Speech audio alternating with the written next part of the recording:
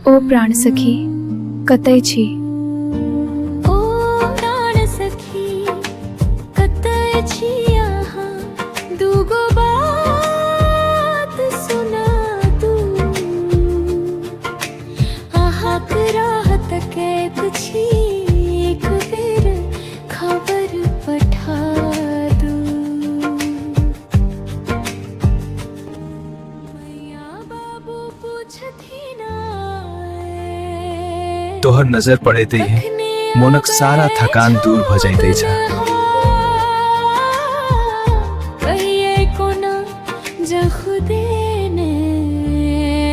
अहाँ संग रहै छी त हर पल अपन लगैत छ।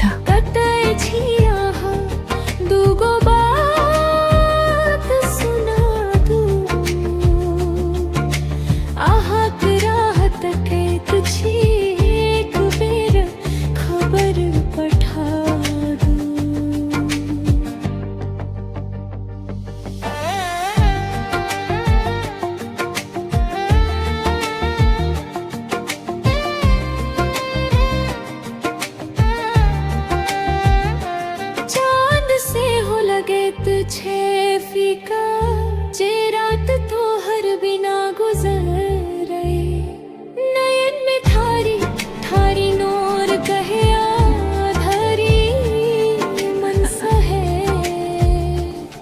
बस जल्दी घर लौटा जा तो हर हेलो रमेश। सीता, हम अब वापस नहीं आ सकब।